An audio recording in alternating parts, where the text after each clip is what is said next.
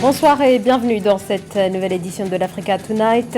Au sommaire de l'actualité, marché des capitaux 2022, l'année du changement au sein de l'UEMOA, l'Union économique et monétaire ouest-africaine, entend réguler davantage les organismes de placement collectif en valeurs mobilières. L'économie ougandaise toujours en crise et pour tenter de relancer cette économie, le gouvernement qui se veut optimiste compte sur les exportations. Après la destruction de plus d'1 million de vaccins périmés en décembre dernier, les autorités nigérianes tentent de relancer la campagne de vaccination contre le Covid-19 après la réception de nouveaux vaccins. Nous verrons si le gouvernement parvient cette fois à convaincre. Gros plan à suivre dans cette édition. Mais tout d'abord, l'actualité au Sénégal où l'Observatoire national de la parité exhorte les formations politiques et les autorités administratives à garantir la parité au sein des organes des conseils départementaux et municipaux. Un appel réitéré quelques jours après les élections municipales et départementales du 23 janvier. L'ONP souligne que tout manquement à la règle de parité pourrait entraîner l'annulation de l'élection des membres des organes des conseils territoriaux en cas de recours.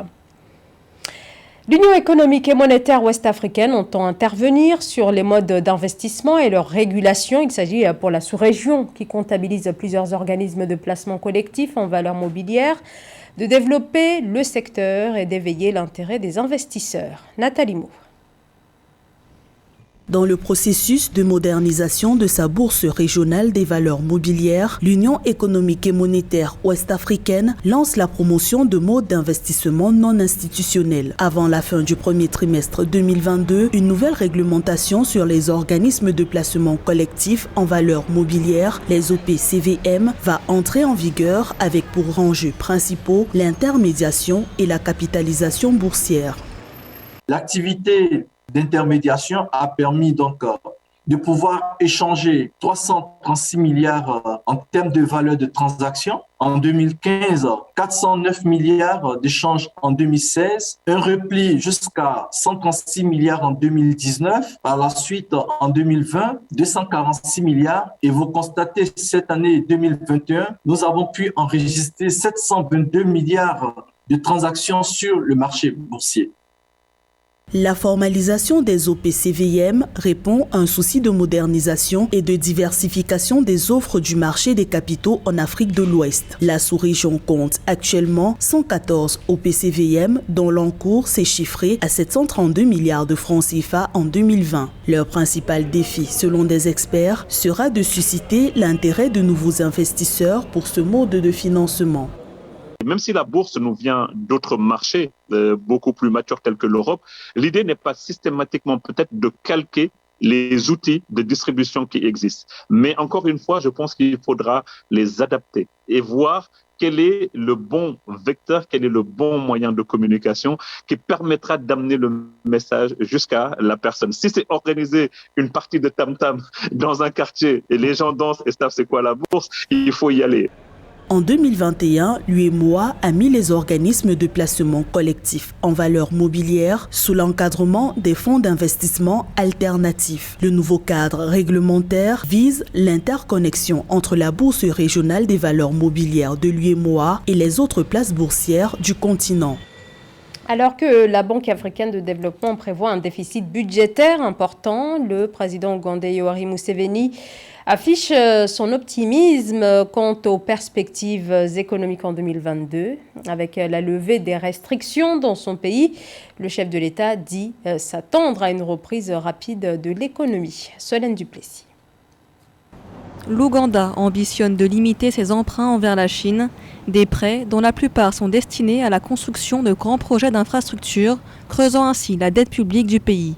Une dette qui s'élevait en 2021 à 47% du PIB, alors que le pays se remet progressivement d'une activité en berne liée aux restrictions imposées suite à l'épidémie de Covid-19, le président Yoweri Museveni souhaite relancer l'économie du pays. L'Ouganda peut faire beaucoup mieux sans emprunter pour ce qu'ils appellent l'appui budgétaire ou l'appui à la balance des paiements. Nous ne pensons pas que ce soit un bon emprunt, mais nous nous débrouillerons parce que maintenant l'économie a augmenté d'environ 4% sans tourisme, sans transport, sans les hôtels. Maintenant que le pays lève les restrictions, l'économie reprendra une croissance rapide.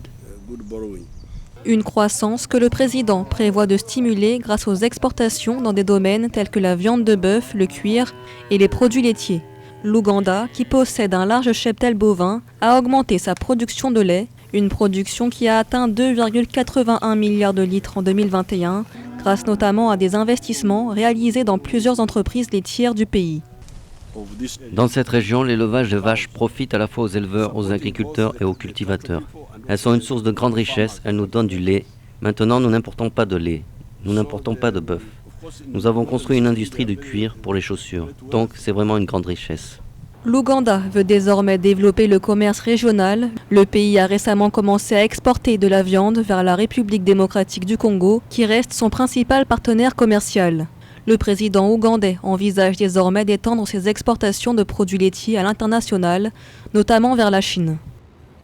Et on en vient à la hausse du trafic portuaire global au Maroc au cours de l'année 2021, une augmentation de 11,6%, soit plus de 192 millions de tonnes d'après le bilan du ministère de l'Équipement et de l'Eau, signe d'une certaine résilience des secteurs maritimes et portuaires malgré la crise sanitaire. Joël Ballot. Entre 2020 et 2021, les activités portuaires au Maroc ont connu une hausse de 11,6%. Cette embellie du secteur maritime s'explique par une évolution globale passée de 172,1 millions de tonnes en 2020 à 192,1 millions de tonnes en 2021. Le trafic domestique a enregistré un volume de 111,5 millions de tonnes, tandis que le transbordement atteint un volume de 80,5 millions de tonnes. Dans le royaume chérifien, depuis quelques années, nous voyons que le secteur portuaire occupe une place prépondérante dans l'économie du pays. Et déjà, on voit que le port de Tanger est l'un des ports les plus importants du monde. Cela montre que le Maroc s'est engagé inexorablement dans le développement de toutes ses infrastructures et dans le développement de son pays d'une manière globale. Le trafic du cabotage entre les ports marocains a connu une hausse de 20,8% par rapport à l'année 2020 en enregistrant un volume de 6,1 millions de tonnes en 2021. Par ailleurs, le volume des débarquements des produits de la pêche maritime côtière et artisanale durant l'année 2021 a connu une progression de 3% pour s'établir à 1,33 million de tonnes. Les ports marocains deviennent une sorte de point d'éclatement des marchandises qui viennent du Maroc. Donc, différents opérateurs économiques apportent leurs marchandises dans les ports marocains. Ceux-ci sont transférés d'un bateau à un autre et ainsi, ces marchandises continuent leur voyage. Et ces activités de transbordement ont représenté 41,9% du trafic global, ce qui veut dire presque la moitié des activités portuaires durant cette période de Covid a été des opérations de transbordement. Malgré la baisse des chiffres des passagers et des croisières attribués à la pandémie de coronavirus, qui sont de l'ordre de 30% en 2021, le trafic maritime marocain résiste et les autorités nationales espèrent une hausse au-delà des 11,6% pour l'année 2022. En Égypte, le projet national de développement communautaire, humain et local aurait permis la création de 1,3 million d'emplois, des emplois pour les jeunes, et cela concerne plusieurs gouvernorats. Plus de 180 000 projets auraient par ailleurs été mis en œuvre au cours de l'année 2021, se félicite le ministre du Développement local, Mahmoud Sharawi.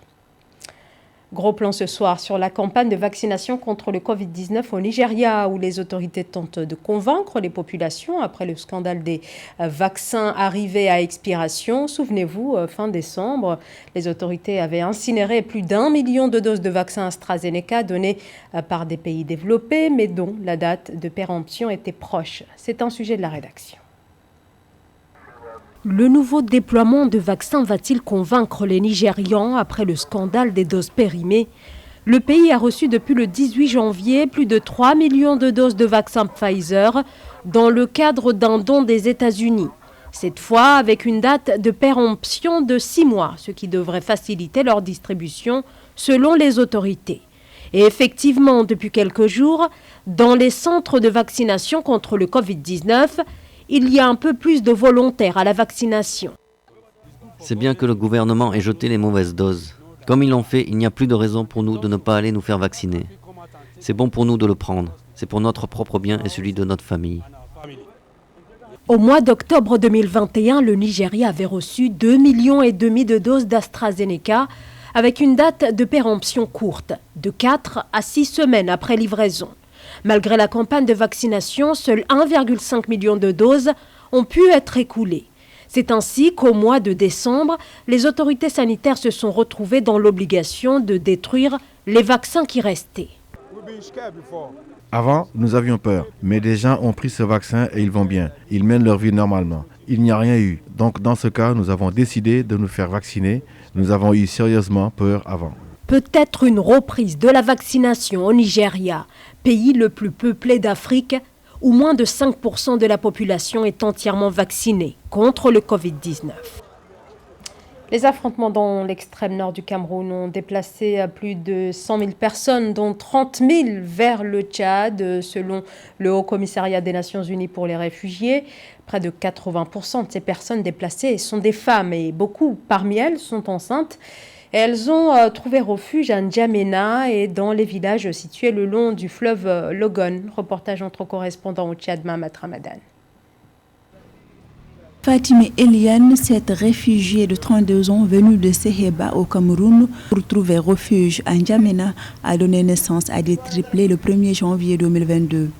Ainsi, le conflit intercommunautaire a éclaté dans son village. La jeune dame, bien qu'enceinte, a décidé de regagner le territoire tchadien avec ses enfants à bord d'une pirogue. Accueillie par les agents sociaux, elle a bénéficié de l'accompagnement sanitaire du gouvernement tchadien jusqu'à son accouchement. Quand le conflit a éclaté, j'étais enceinte et presque à terme. Je ne pouvais pas prendre le risque de rester. C'est dangereux pour moi et mes 7 enfants. À mon arrivée au Tchad, j'ai été pris en charge par les autorités et j'ai bénéficié des soins gratuitement jusqu'à l'accouchement de mes triplés. Aujourd'hui, la réfugiée mère des triplés a bénéficié d'un abri provisoire à Kilamari dans un camp de vie construit par le Haut Commissariat des Nations Unies pour les réfugiés et le gouvernement tchadien. Consciente de sa responsabilité sociale vis-à-vis de ses enfants et ne pouvant pas compter uniquement sur les aides ponctuelles, il a commencé à fabriquer et vendre des beignets pour subvenir à ses besoins essentiels. J'ai bénéficié de beaucoup d'aides du gouvernement et des bonnes volontés, mais je sais que ces soutiens sont temporaires. J'ai donc décidé de fabriquer et de vendre des beignets pour subvenir à nos besoins élémentaires. C'est un bon début car j'envisage de fabriquer en grande quantité de beignets et les vendre en dehors du camp. Les principaux clients de Fatima Eliane sont des réfugiés du camp, mais aussi des Tchadiens du village environnant. Elle envisage de vendre ses produits au grand marché de la sous-préfecture de Koundoul. Pour rappel, le Tchad a accueilli environ 100 000 réfugiés camerounais suite aux conflits intercommunautaires qui se sont éclatés au nord de leur pays. C'est la fin de ce journal. Merci de votre fidélité. L'information continue sur Africa 24.